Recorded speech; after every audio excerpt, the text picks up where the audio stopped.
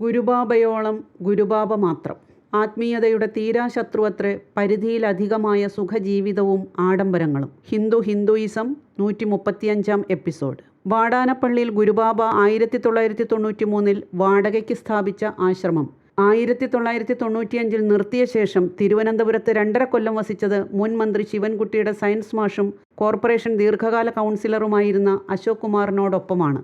ഈ തിരുവനന്തപുരത്ത് എല്ലാ സന്യാസി വര്യന്മാരുമായിട്ട് ബന്ധപ്പെട്ടിട്ടുണ്ട്, വളരെ വലിയ യോഗികളുമായിട്ട് ബന്ധപ്പെട്ടിട്ടുണ്ട്. പക്ഷെ അവിടെ ഒന്നും കാണാൻ കഴിയാത്ത കാര്യമാണ് സ്വാമിജിയിലൂടെ എനിക്ക് കാണാൻ കഴിഞ്ഞത്. അത് വലിയൊരു മഹത്തായ കാര്യമായിട്ട് ഞാൻ കരുതുന്നു. ആ സ്വാമിജിയുടെ പാദങ്ങളിൽ എത്ര നമസ്കരിച്ചാലും മതി വരില്ല, തീർച്ചയായും.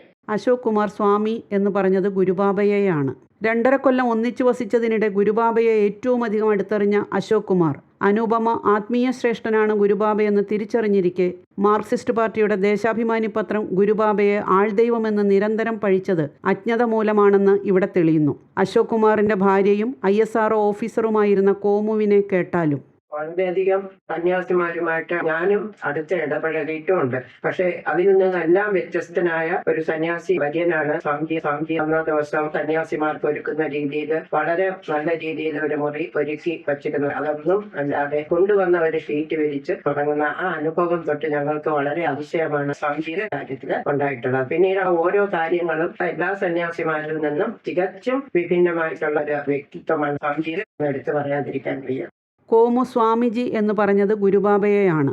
ഉപയോഗിച്ചു വരുന്ന കിടക്കയിൽ ഗുരുബാബ കിടക്കുന്നത് ശരിയല്ലെന്ന് തോന്നിയ കോമു വിലയും കനവും കൂടിയ ഡൺലപ്പിന്റെ മികച്ച കിടക്കയും തലയിണയും വാങ്ങിച്ച് പുതിയ വിരിപ്പും വിരിച്ചൊരുക്കിയതിൽ കിടക്കാതെ സ്വന്തം ജീർണിച്ച വിരിപ്പിൽ ഗുരുബാബ തറയിൽ ഉറങ്ങിയത് പരിധിയിലധികം ജീവിതസുഖങ്ങളും ആഡംബരങ്ങളും സംശുദ്ധ ആത്മീയതയുടെ തീരാശത്രുക്കളായതിനാലത്രേ. അഥവാ ജനകോടികൾ പായയിലും തെരുവിലും ഉറങ്ങുമ്പോൾ ആത്മീയ ആചാര്യർ ഗൃഹസ്ഥരെ പോലെ കിടക്കയിൽ ഉറങ്ങുന്നത് വേദവിരുദ്ധമായതിനാലും അത്രേ. കാലശേഷമല്ലാതെ ലോകരിൽ എത്തരുതെന്ന് കരുതി 1999 പുറമേ പൂട്ടിയ തപയറയിലേക്ക് ഒതുങ്ങിയ ഗുരുബാബ 5000 കൊല്ലം മുൻപ് വേദകാലത്തോടെ നിലച്ച ഹിന്ദുത്വത്തിന്റെ അടിത്തറയായ സനാതനധർമ്മം പുനഃസ്ഥാപിക്കുന്നതിന് മറ്റാരാലും കഴിയില്ലെന്ന തിരിച്ചറിവ് മൂലം ഹൈന്ദവോദ്ധാരണത്തിന് തുനിയുന്നു. സ്വാഗതം. ഗുരുവായൂർ പടിഞ്ഞാറേ നടയിൽ നിന്ന് മമ്മിയൂർ ശിവക്ഷേത്രം വഴി പോകുന്ന മെയിൻ റോഡരികിലാണ് പ്രത്യക്ഷ ദൈവം ഗുരുബാബയുടെ സന്നിധാനവും അന്ത്യശരണം ദക്ഷിണേശ്വര ക്ഷേത്രവും.